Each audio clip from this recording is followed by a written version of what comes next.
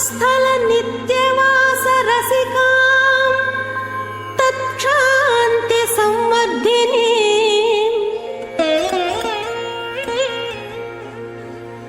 पद्मालंकृत पाणि पल्लवयुगां पद्मासनस्थां श्रियम्।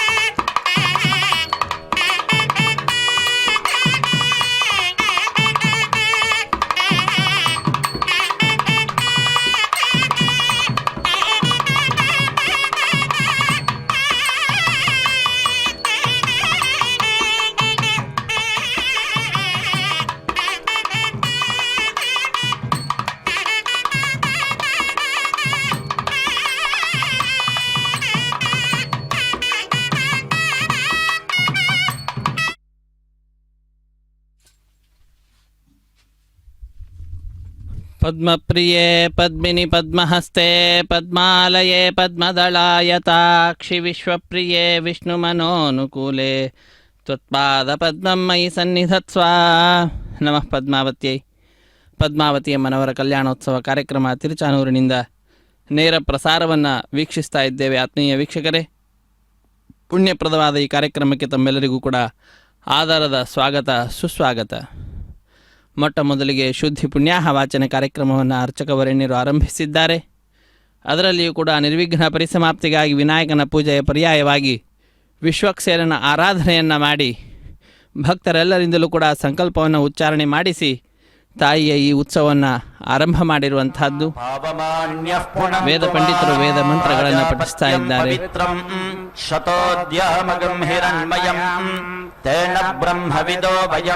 पूतं ब्रह्म पुणीमहे इंद्रस्सु नीति सहमा पुनातु सोमस्वस्त्या वरुणः समीक्ष्या यमो राजा प्रमृणाभिः पुनातु मा जातवेदा मोर्जयन्त्या पुनातु भूर्भुवः सुवः तच्छयोरावृणीमहे गातुर्यज्ञाय गातुर्यज्ञपतये दैवी स्वस्तिरस्तु नः स्वस्तिर्मानुषेभ्यः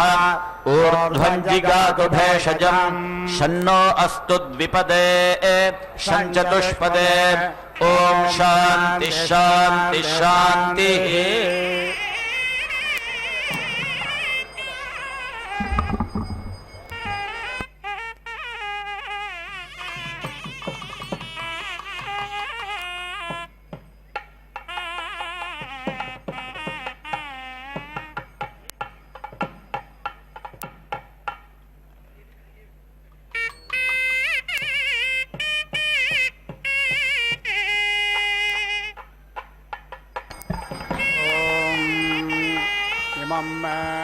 वरुणश्रुते हवा मद्या च मृळया त्वाभावस्यो राजक तत्त्वायामि ब्रह्मणा वन्दमानस्तदाशास्ते यजमानो हविर्भिः अहलमानो वरुणेह बोध्युरो सज्ञ सबोदायुः प्रमोषेः तन्नो अग्निवरुणस्य विद्वान् देवस्य हेलो अवायासि श्रेष्ठाः ज्येष्ठो वह्ने तमशोषो जानो विश्वा देशाज्ञास्य प्रमोमुध्यस्मत् सत्पन्नो अग्निवमो भावो तेन दिष्ठो अस्याउषसो व्युष्टो अवायक्ष्वनो वरुणज्ञररानो वेहमृळिज्ञसहवो न एधे महे मोषो मातरज्ञसो व्रतानामृतस्य पत्नी पवसे हुवेमा त्ववे क्षत्रामजरन्ते मुरोचेज्ञ सुशर्माणमदेदिज्ञ सुप्रणेतिं सुत्रामाणं पृथिवेन्द्यामनेहसज्ञ सुशर्माणमदेदिज्ञ सुप्रणेतिं दैवेन्नावज्ञस्वरित्रामनागसमस्रावन्ते मारोहे मा स्वस्तये सुनावमारोह्य यमश्रावन्ते मनाभ्यसं शतारित्राज्ञस्वस्तये कानो मित्रावरुणाघृतैर्गव्योऽधिमुक्षतं मध्वारजाग्ञसे सुक्रतो प्रबाहवासि श्रुतं जीवसे नानो गव्योऽधिमुक्षतं घृतेन आमाजने श्रवयतं युवाना श्रुतं मे मित्र वरुणाः वेमा शन्नो भवन्तो वाजिनो हवेषु देवताता मितद्रावस्वर्गाः जम्भयन्तो हिमृगज्ञ रक्षाज्ञ सिसनेम्यस्मद्यो यवह्नमेवाः तेनो अर्वन्तो हवनश्रुतो हवं विश्वे शृण्वन्तो वाजिनो मितद्रावः सहस्रसा मेधसा ता इवत्मना महोय धनज्ञ समेथे गोजभ्रे वाजे वाजवत वाजिनो नो धनेषु विप्रा अमृतार्जज्ञा अस्य मध्वप्यबतमादय ध्वं तृप्तायाधपथिभिर्देवयानेः आमावाजस्य प्रसवो जगम्यादे मेद्या वा पृथिवे विश्वरोपे आमागन्तं पितरा मातरा युवमामा सोमो अमृतत्वाय गम्यात् वाजेन वाजितो वाजज्ञ सरिष्यन्तः सहस्रसा मेधसा दायवत्मना महोय धनज्ञ समिथेषु जभ्रे वाजे वाजे मतवाजिनो नो धनेषु विप्रा अमृतार्तज्ञाः अस्य मध्वप्यबतमादयध्वं तृप्तायाधपथिभिर्देवयानेः समेद्धो अग्न्यः समेधासु समेद्धो वरेण्यः गायत्रे छन्द इन्द्रियन्द्रवर्गोर्वयो दधुः तनो न पाच्छुचो रतस्तनोपाश्च सरस्वते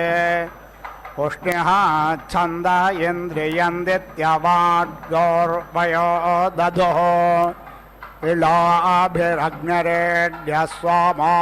देवो अमर्त्यः अनुष्टुप् च बृहते छन्द अनुष्टुप् छन्द इन्द्रियं पञ्चाविर्गोर्वयो दधुः सोबर्हिरग्निः पोषण्वांस्तेर्नबर्हिरमर्त्यः बृहते छन्द इन्द्रियन्द्रे वत्सो गौर्वयो दधुः दुरो देवेर्दिशो महेर्ब्रह्मा देवो बृहस्पते पङ्क्तिश्छन्द इहेन्द्रियन्दर्यवाड् गौर्वयो दधुः उषे यक्वे सुपे सा विश्वे देवा अमर्त्याः द्रष्टुप्छन्द इहेन्द्रियं पष्ठवाड् गौर्वयो दधुः देव्याहोताराभिषजेन्द्रेण सयुजा युजा जगते छन्द इन्द्रियमानड्वान् गौर्वयो दधो तिस्रैला सरस्वते भारते मरुतो विशाः विराट्छन्द इहेन्द्रियं धनुर्गोर्नवयो दधुः त्वष्टा तुरेप अद्भुत इन्द्राग्ने पुष्टिवर्धनां विपदाच्छन्द इन्द्रियमुक्षा गौर्नवयो दधुः शमिता नो वनस्पतिः सविता प्रासुवन्भगम् ककुप्छन्द इहेन्द्रियं वशावेगद्वयो दधुः स्वाहा यज्ञं वरुणस्वक्षत्रो भेषज कारत् अतिच्छन्द इन्द्रियं बृहद्ऋषभो गौर्वयो दधुः वसन्तेन ऋतुना देवावसा वस्त्रवृताः स्तुताः रथन्तरेण तेजसा हविरिन्द्रे वयो दधुः ग्रीष्मेण ऋतुना देवा रुद्राः पञ्चदश स्तुताः बृहता यशसा बलज्ञ हविरिन्द्रे वयो दधुः वर्षाभर्ऋतुनादित्यास्तोमे सप्तदश स्तुताः वैरूपेण विशौजासा हविरिन्द्रे वयो दधुः शारदेन ऋतुना देवा एकविघ्नेश प्रभवस्तुताः वैराजेन श्रिया श्रियज्ञ हविरिन्द्रे वयो दधुः हेमन्तेन ऋतुना देवास्त्रेणवे मरुतस्तुताः बलेन शक्परे सहो हविरिन्द्रे वयो दधुः शैशवेन ऋतुना देवास्त्रायस्तृग्शमृताः स्तुताः सत्येन रेवते अक्षत्रज्ञ हविरिन्द्रे वयो दधुः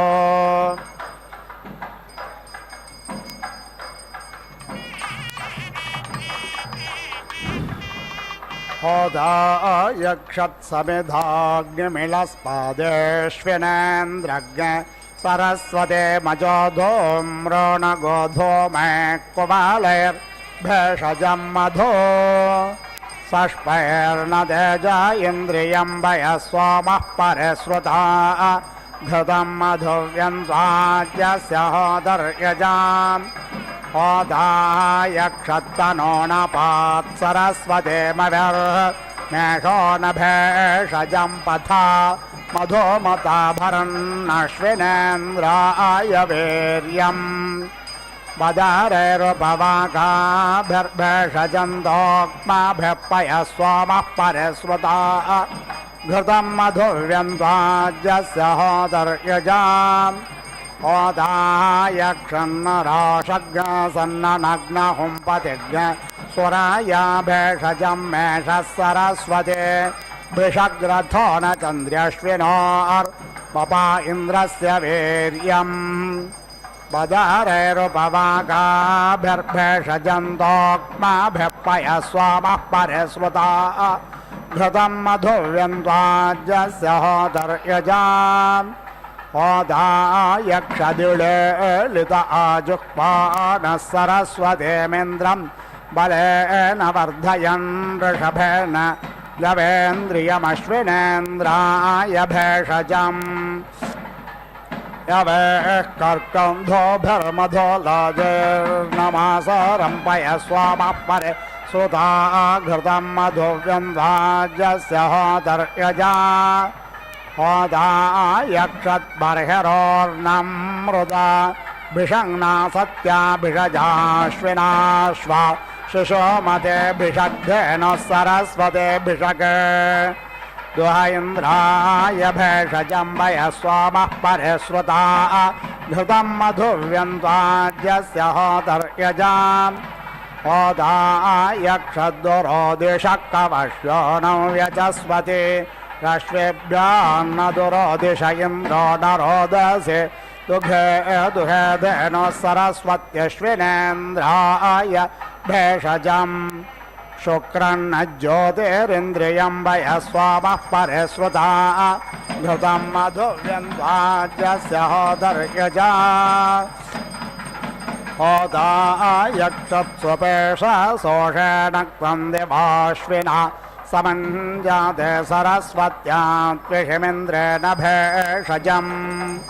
शेनो नरजसा हृदा श्रिया नमासारं वयस्वामः परिश्रुता घृतं मधुव्यन्त्वाद्यस्य होदर्यजाम् होदायक्षद्देव्या होदाराभिषजाश्विनेन्द्रन्न जाग्रे विधिवानक्तन्न भेषजैः सोषज्ञ सरस्वते भिषक्सेन दुह इन्द्रियं पयस्वामः परिश्रुता घृतं मधुव्यन्द्वाज्यस्य होदर्यजा होदायक्षत्तिस्रो देवैर्नभेषजन्द्रयस्त्रधात वोपसो रूपमिन्द्रे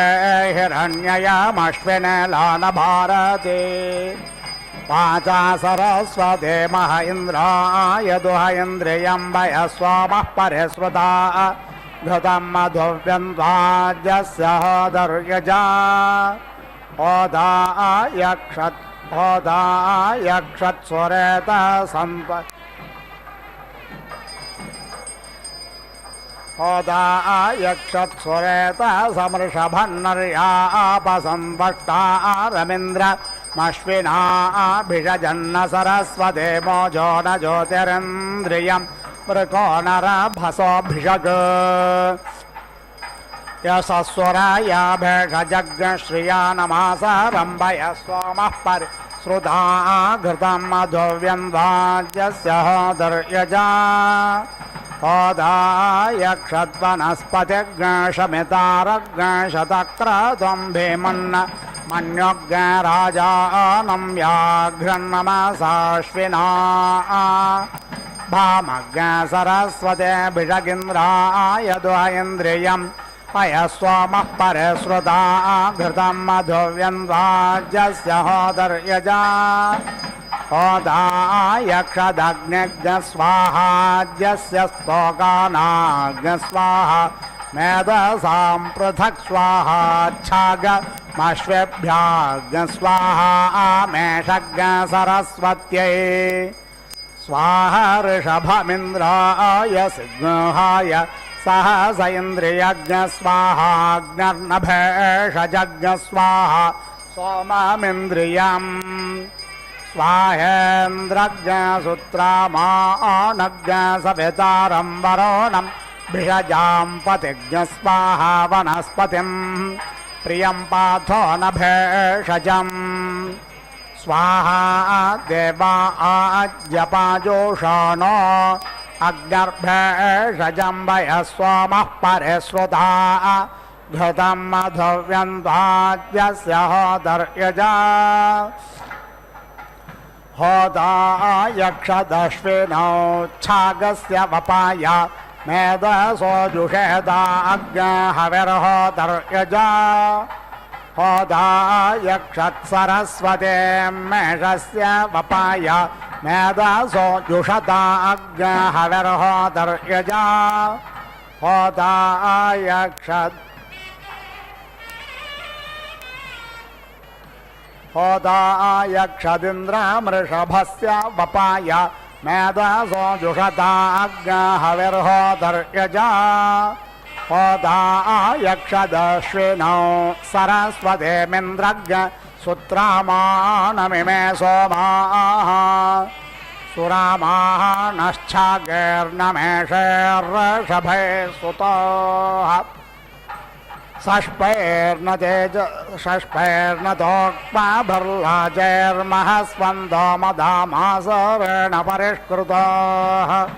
शुक्राः पयस्वन्तोऽमृताः प्रस्थे दावो मधुश्च्युतस्तानश्विना सरस्वतेन्द्रसूत्रामावृत्रः जुषन्ताग्सौम्यं मधु पिबन्तो मदन्तो व्यन्तो होदर्यजा होदायक्षदश्विनौ छागस्य हविषा आत्तमध्यमध्यतो मेधवद्भृतं पुराद्वेषोभ्य पुरा पौरुषेया गृभः घत्तान्नूनं घासे अज्रानाट्यवस प्रथमानाग्र स्वमत्क्षारणाग्रशतरुद्रिव्यानामग्नि श्वात्तानां पेवोपलसनानाम् पार्श्वतश्रोणितश्रेदामत उत्सादतोऽङ्गादङ्गा तवत्तानाङ्गरत एवाश्विना जुषेदाग्रहविर्होदर्यजा होतायक्षत्सरस्वते मेषस्य हविष आवाय दद्यमध्यतो मेद उद्धृतं पुराद्वेषोऽभ्य पुरा पौरुषेया गृभः घसन्नोनाङ्घासे अज्राणाय यवस प्रथमानाग् स्वमत्क्षराणाग् शतरुद्रियो नामग्निष्पात्तानां देवाभवसनानाम् आर्श्वतश्रोणितशितामत उत्सादतोऽङ्गादङ्गा अवत्तानाङ्करदेवज्ञ सरस्वते युषताग्रहवर्होदर्यजान् होदायक्षदिन्द्रामृषभस्य हविष आवाय दद्यमध्यतो मेद उद्धृतं पुराद्वेषोऽभ्यः पुरा पौरुषेया गृभा घसन्नोनाङ्घासे अज्रनाय यवस प्रथमानाग् स्वमत्क्षराणाग् शतरुद्रियो नामग्निष्वात्तानां देवाभवसनानाम् पार्श्वतश्रोणितश्वेतामत उत्सादतोऽङ्गादङ्गा नवत्तानाङ्करदेवमिन्द्रो युषता अग्निहविर्होतर्यजा होदायक्षद्वनस्पते मभिः पिष्टतमया रभिष्ठया रशनया धीता यत्राश्विनोच्छागस्य हविषः प्रिया धामानि यत्र सरस्वत्या मेषस्य हविषः प्रिया धामानि यत्रेन्द्रस्य ऋषभस्य हविषः प्रिया धामानि यत्राग्नेः प्रिया धामानि यत्र सोमस्य प्रिया धामानि यत्रेन्द्रस्य सुत्राम्णः प्रिया धामानि यत्र सवितुः प्रिया धामानि यत्र वरुणस्य प्रिया धामानि यत्र वनस्पते अप्रिया पाथा अग्नसे यत्र देवानामाज्यपानां प्रिया धामानि यत्राग्नेर्होतः प्रिया धामानि तत्रैतान् प्रस्तुत्येवोपस्तुत्येवोपावस्रक्षद्रभीयस इव कृत्वे करदेवं देवो वनस्पतिर्युषता अग्निहविर्होतर्यजा होदायक्षदग्न्यस्पष्टकृतमयो लग्निरश्विनोश्चागस्य हविषप्रिया धामान्ययात् सरस्वत्या मेषस्य हविषप्रिया धामान्ययालिन्द्रस्य ऋषभस्य हविषः प्रिया धामानि अयालग्नः प्रिया धामान्ययात् सोमस्य प्रिया धामान्ययालिन्द्रस्य सुत्राम्नः प्रिया धामानि अयाट्सवितुः प्रिया धामान्ययात् वरुणस्य प्रिया धामान्ययात् वनस्पते प्रिया पाथा अग्नसे देवानामाज्यपानां प्रिया धामानि यक्षदग्नार्होतः प्रिया धामानि यक्षत्वं महिमानमाय जतामेज्य इषकृणोतु सो अध्वरा जातवेद युषता अग्निहविर्होतर्यजा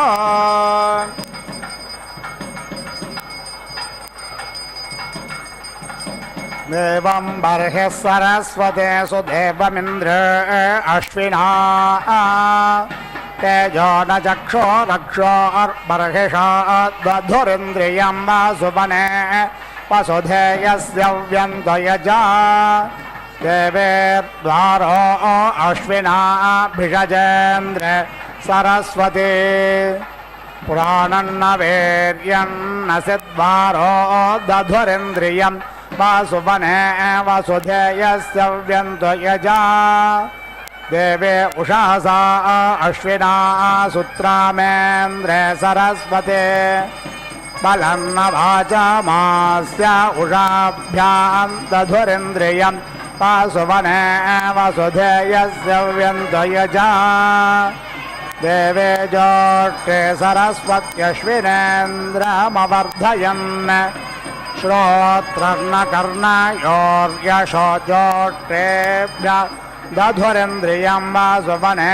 वसुधेयस्य व्यन्तयजा देवे ऊर्जाहो दे दुघे सुदुघेन्द्रे सरस्वत्यश्विना भिषजावतः शुक्रन्न ज्योतिस्तनयो राहुते दत्त इन्द्रियं वासुवने वसुधेयस्य व्यन्तयजा देवा देवानां भिषजाहोतार इन्द्रमश्विना पषट्कारे सरस्वते त्रिषिण्ण हृदय मतिम् होतृभ्यां दधुरिन्द्रियं वासुवने वसुधेयस्य व्यन्तयजा देवेस्तिस्रस्तिस्रो देवेरश्विनेला सरस्वती सोषण्ण मध्येनाभ्यामिन्द्राय दधुरिन्द्रियं वासुवने वसुधेयस्य व्यन्तयजा देव इन्द्रो नरोषज्ञसत्रिवरोधः सरस्वत्या शिभ्यामीयते रथः प्रेतो नरोपममृतं जनेत्रमिन्द्राय त्वष्टा दधदिन्द्रियोणे वसुवने वसुधेयस्य व्यन्तयजा देवो देवैर्वनस्पतिर्हिरण्यपर्णो अश्वेभ्यः सरस्वत्या स्वपिप्पल इन्द्राय पच्यते मधु ओजो न ज्योतिर्षभो न भामं वनस्पतिर्नो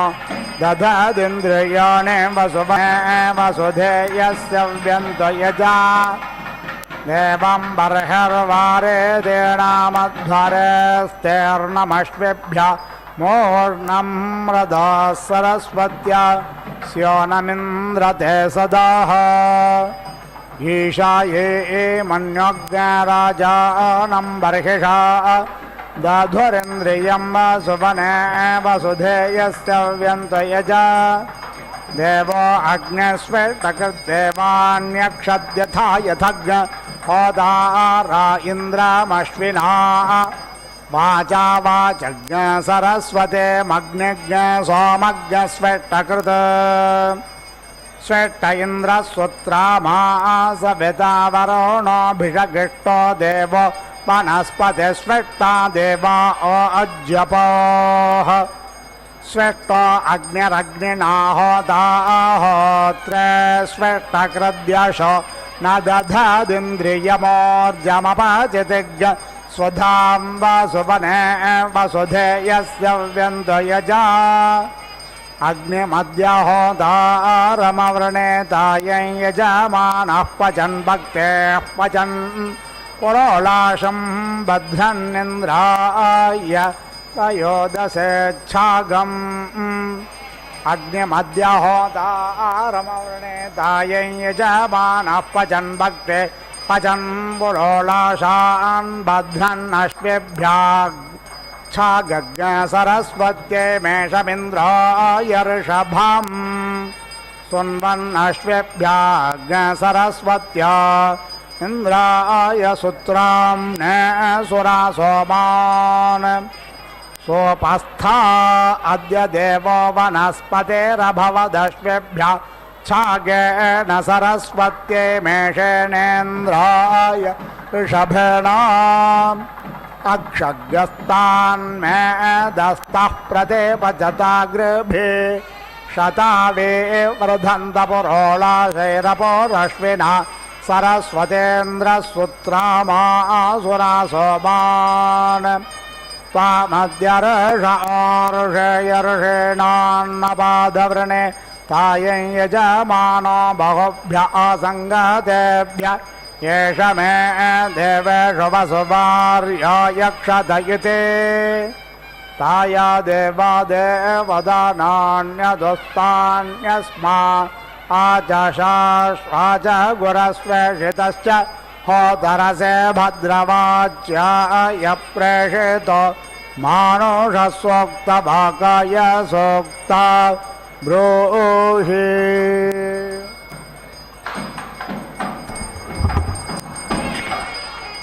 ॐ अयज्ञः वै एषः यः असामा अग्ने एति याहि वीतये इति आह। रथन्तरस्येति रथं तरस्य एषः वर्णः तं त्वा समिद्भिरिति समिद्भिः अङ्गिरः इति आह। वामदेव्यस्येति वामदेव्यस्य एषः वर्णः बृहत् अग्ने सुवीर्यमिति सुवीर्यम् इति आह। बृहतः एषः वर्णः यत् एतं तृचम् अन्वाहेत्यनु आह। यज्ञम् एव तत् सामन्वन्तमिति सामन्वन्तं करोति। अग्निः अमुष्मिन् लोके आसीत् आदित्यः अस्मिन् तौ इमौ लोकौ अशान्तौ आस्तां ते देवाः अब्रुवन् एति इता इमौ विपरीति ऊहामा इति। अग्ने एति याहि वीतये इति अस्मिन् लोके अग्निम् अदधुः बृहत् अग्ने सुवीर्यमिति सुवीर्यम् इति अमुष्मिन् लोके आदित्यं ततः वै इमौ लोकौ अशाम्यताम्। यत् एवम् अन्वाहेत्यनु आह। अनयोः लोकयोः शान्त्यै शाम्यतः अस्मै इमौ लोकौ यः एवं वेद पञ्चदशेति पञ्चदशासामिधेनीरिति सामिधेनीः अन्विति आह। पञ्चदशेति पञ्चदश वै अर्धमासस्येत्यर्धमासस्य रात्रयः अर्धमासश इत्यर्धमासाशः संवत्सर इति संवत्सरः आप्यते। तासां त्रीणि च शतानि षष्टिः च अक्षराणि। तावतीः संवत्सरस्येति संवत्सरस्य रात्रयः अक्षरश इत्यक्षराशः एव संवत्सरमिति संवत्सरम् आप्नोति। नृमेध इति नृमेधः च परुच्छेपः च ब्रह्मवाद्यमिति ब्रह्मवाद्यम् अवदेताम्। अस्मिन् दारौ आर्द्रे अग्निं जनयाव यतः नौ ब्रह्मीयान् इति। नृमेध इति नृमेधः अभीति अवदत् सः धूमम् अजनयत्। परुच्छेपः अभीति अवदत् सः अग्निम् अजनयत्। ऋषे इति अब्रवीत् यत् समावत् विद्वा कथा त्वम् अग्निम् अजीजनः न अहम् इति। सामिधेनीनामिति सामिधेनीनाम् एव अहं वर्णं वेद इति अब्रवीत् यत्। घृतवदिति घृतावत् पदम् अनूच्यत इत्यनु उच्यते। सः आसां वर्णः तं त्वा समिद्भिरिति समिद्भिः अङ्गिरः इति आह। सामिधेनीष्विति सामिधेनीषु एव तत् ज्योतिः जनयति। स्त्रियः तेन यत् ऋचः स्त्रियः तेन यत् गायत्र्यः स्त्रियः तेन यत् सामिधेन्य इति सामिधेन्यः। वृषन्वतीमिति वृषन्वतीम् अन्विति आह। तेन पुग्गुस्वतीः तेन सेन्द्र इति सा इन्द्राः तेन मिथुनाः। अग्निः देवानां दूतः आसीत् उशना काव्यः असुराणाम्। तौ प्रजापतिमिति प्रजापतिं प्रश्नम् ऐतां सः प्रजापतिरिति प्रजापतिः अग्निं दूतं वृणीमहे इति अभीति पर्यावर्ततेति परि आवर्तत। ततः देवाः अभवन् परेति असुराः। यस्य एवं विदुषः अग्निं दूतं वृणीमहे इति अन्वाहेत्यनु आह। भवति आत्मना परेति अस्य भ्रातृव्यः भवति। अध्वरवतीमित्यध्वरवतीम् अन्विति आह। भ्रातृव्यम् एव एतया ध्वरति। शोचिष्केश इति शोचिः केशः तम् ईमहे इति आह। पवित्रम् एव एतत् यजमानम् एव एतया पवयति। समिद्ध इति समिद्धः अग्ने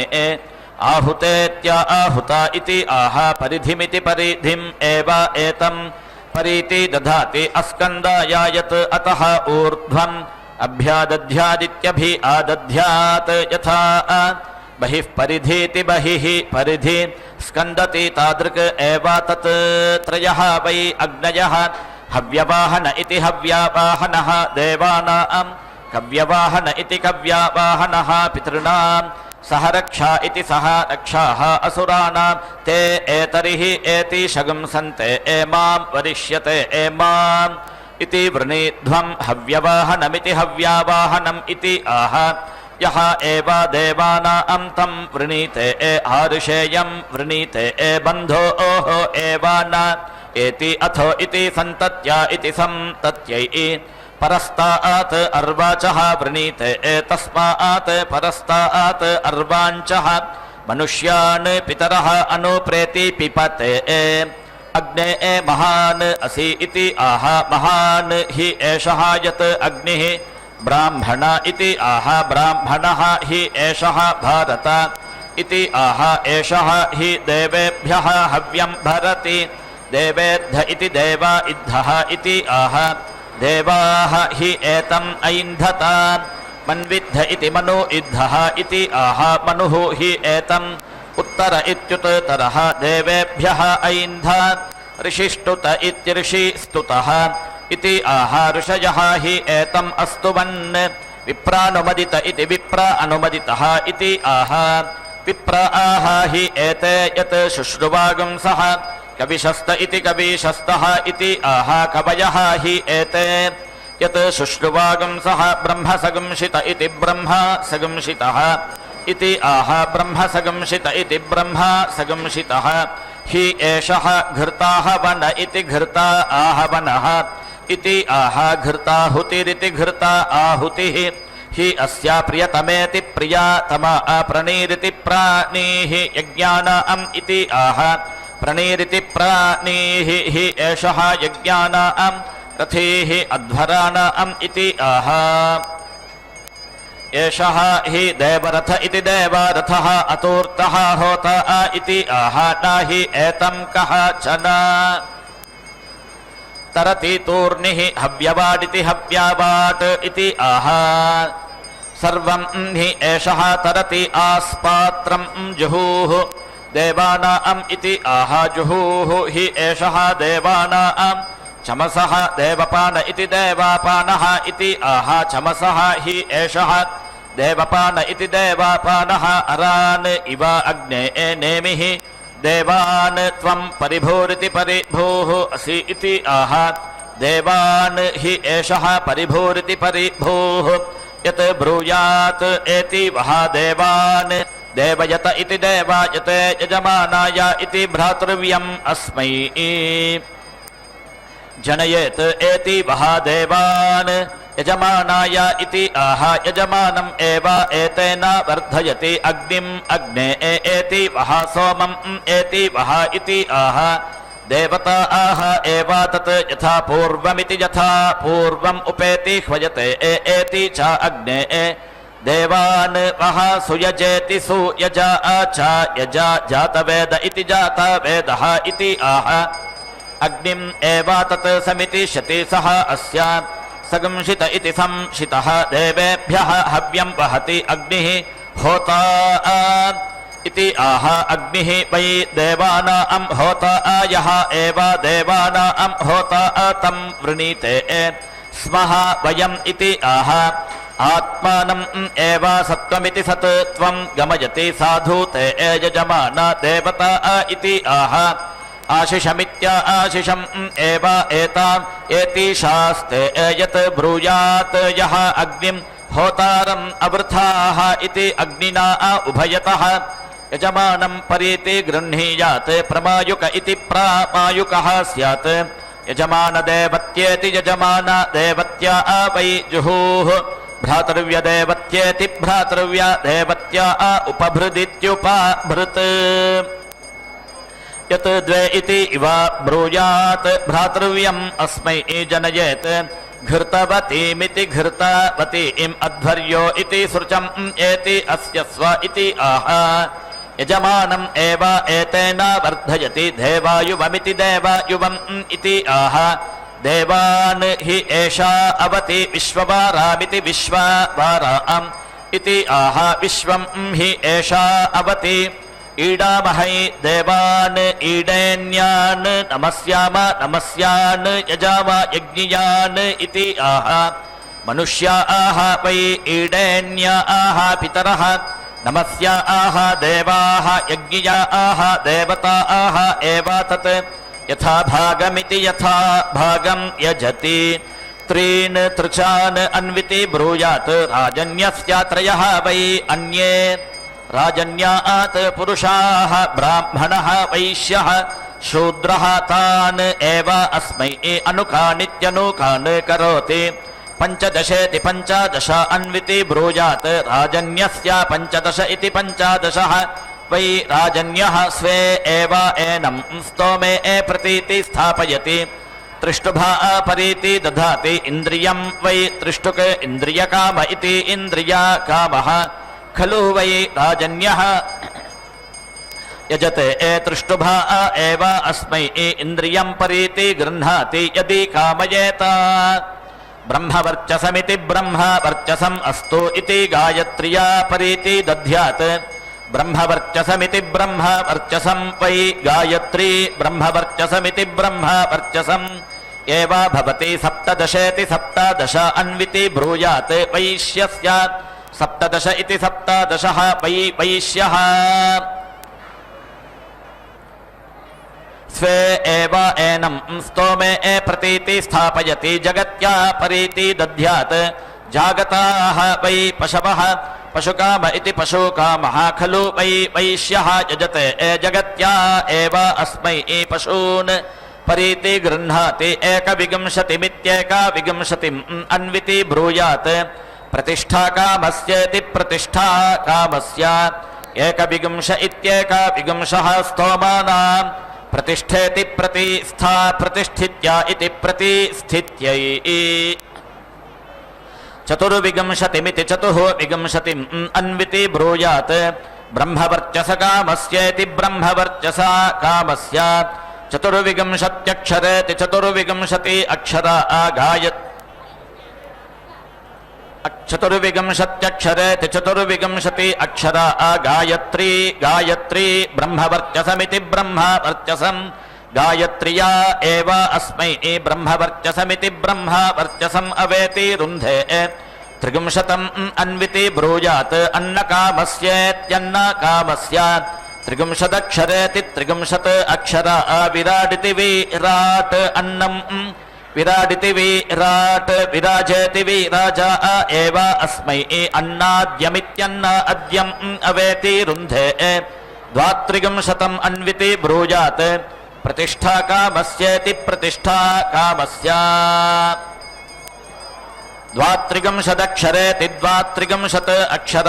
अनुष्टुगित्यनुस्तुक् अनुष्टुबित्यनुस्तुप् छन्दसा प्रतिष्ठेति प्रतिष्ठा प्रतिष्ठित्या इति प्रतिष्ठित्यै षट्त्रिगुंशतमिति षट्त्रिगुंशतम् अन्विति ब्रूयात् पशुकामस्येति पशुकामस्य षट्त्रिगुंशदक्षरेति षट्त्रिगुंशत् अक्षर बृहति बार्हताः पशवः बृहत्या एव अस्मै पशून् अवेति रुन्धे चतुश्चत्वारिगुंशतमिति चतुश्चत्वारिगुंशतम् अन्विति ब्रूयात् इन्द्रियकामस्येति इन्द्रियकामस्य चतुश्चत्वारिगुंशदक्षरेति चतुश्चत्वारिगुंशत् अक्षर त्रिष्टुक इन्द्रियं त्रिष्टुप त्रिष्टुभा एव अस्मै इन्द्रियम् अवेति रुन्धे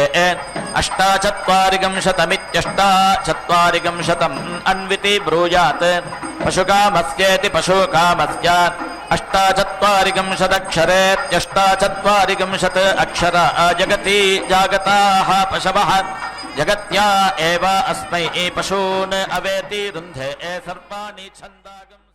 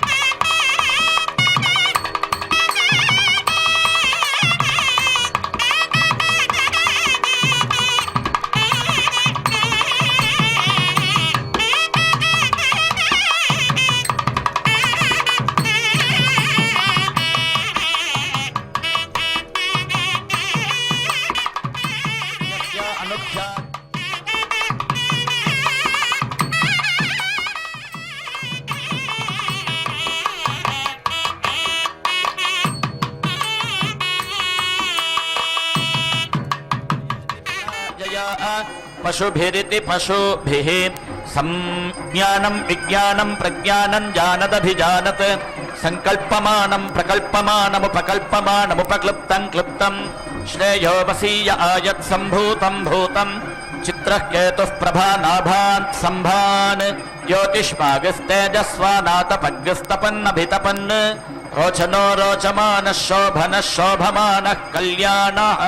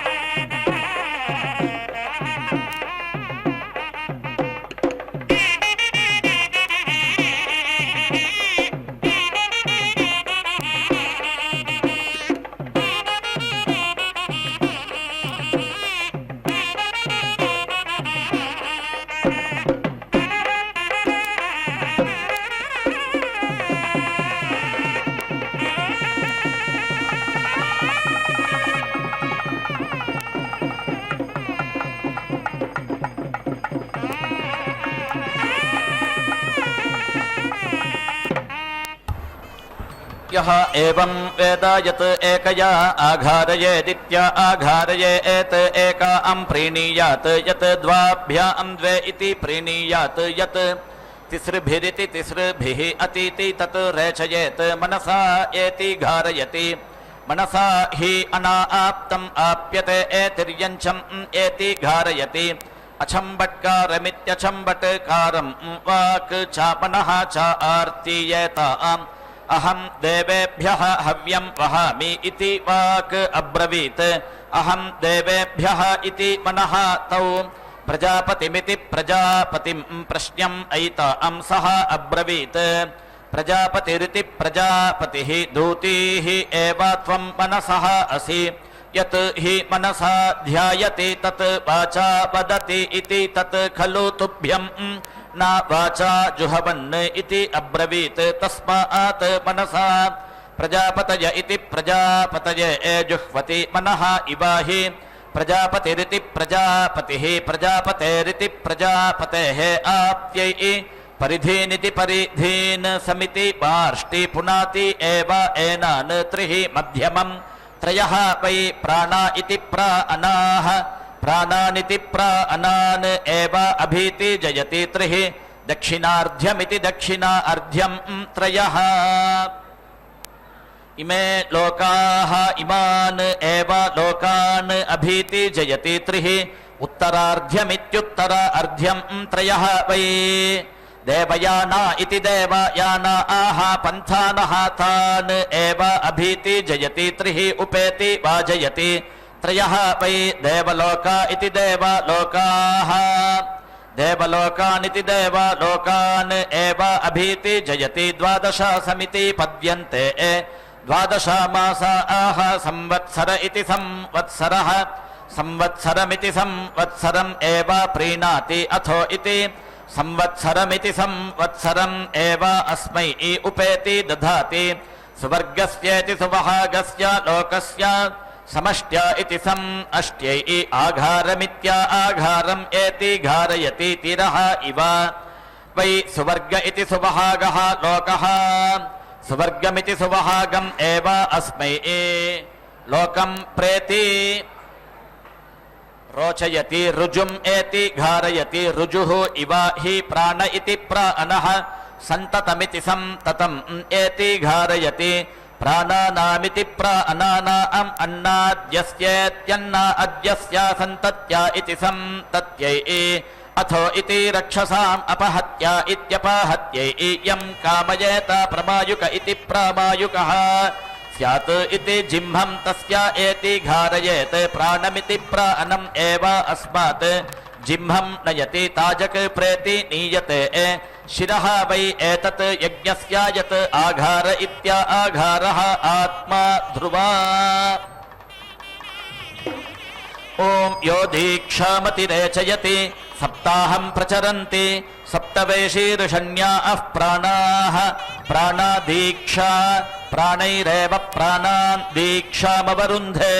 पूर्णाहुतिमुत्तमाञ्जुहोति सर्वं वै पूर्णाहुतिः सर्वमेवाप्नोति अथो इयं वै पूर्णाहुतिः अस्यामेव प्रतितिष्ठति ॐ नारायणाय विद्महे वासुदेवाय धीमहि तन्नो विष्णुः प्रचोदयात् स्वाहा ॐ महादेव्यै च विद्महे विष्णुपत्न्यै च धीमहि तन्नो लक्ष्मीः प्रचोदयात् स्वाहा